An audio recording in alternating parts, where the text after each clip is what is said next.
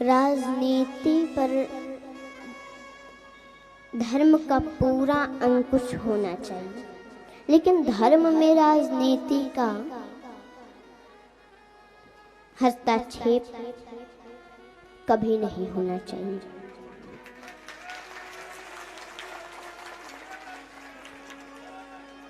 क्योंकि जिस राजनीति पर धर्म का अंकुश नहीं होता वो राजनीति अभद्र नीति हो जाती है, स्वस्थ नीति नहीं होती। चाहे वो दशरथ का राजघराना हो, चाहे बड़े बड़े पूर्व के राजाओं के वहां कोई भी निर्णय होता तो उसमें धर्म को पहले देखा जाता। तो कृष्ण ने राजनीति में धर्म नीति को लेकर चलने को बताया गया, क्योंकि ये धर्म ही बताता है कि कौन व्यक्ति पुरस्कार का अधिकारी है और कौन दंड का। धर्म के 10 लक्षण बताए, और मनुस्मृति में तो ये लिखा है कि जो ये 10 लक्षणों से सम्मानित है उस व्यक्ति को ही राज्य करने का अधिकार होता है। जिनको धर्म नीति का बोध नहीं है उसको राज्य करने का अधिकार नहीं है, ऐसा शास्त्रों का अभिमत है। क्योंकि धर्म जो है वो व्यक्ति को सुसंस्कृत बनाता है। धर्म का मतलब केवल आरती पूजा नहीं होता कि हम लोग दिन भर बैठकर भगवान की आरती करते रहे, थाली लेकर दिखाते रहे, वही केवल धर्म का मतलब नहीं होता। अपने धर्म, अपने संस्कृति, अपने राष्ट्र की रक्षा का संकल्प मन में रखें, ये धर्म है।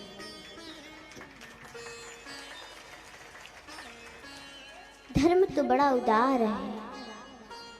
तो श्री कृष्ण भगवान ने धर्म की व्याख्या जानी और 6 प्रकार के राजनीतियों को सीखा और सुदामा को गले लगा करके बोले, मथुरा आना मित्र।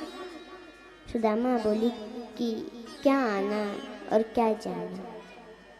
हे गोविंद, जब मैं आंखों को बंद कर लेता हूं ना तो अपने आप को तुम्हारे पास पाता। और कृष्ण गुरुदेव से बोले कि हे गुरुदेव, आपने बहुत कृपा की मुझे आश्रय दिया, अब आप बताएं कि गुरुदक्षिणा में आपको क्या दूं।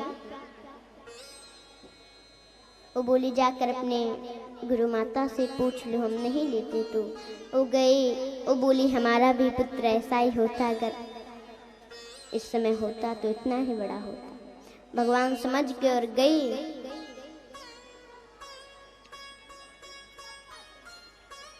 समुद्र में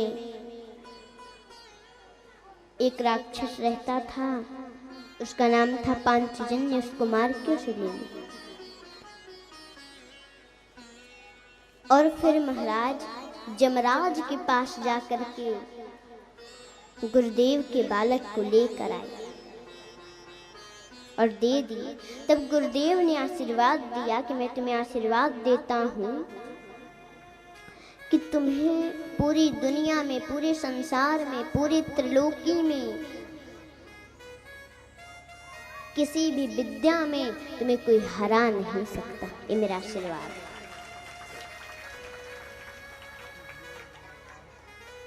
आप लोग तो जानते ही हैं कि जब गुरु मेहरबान तो चेला पहलवान।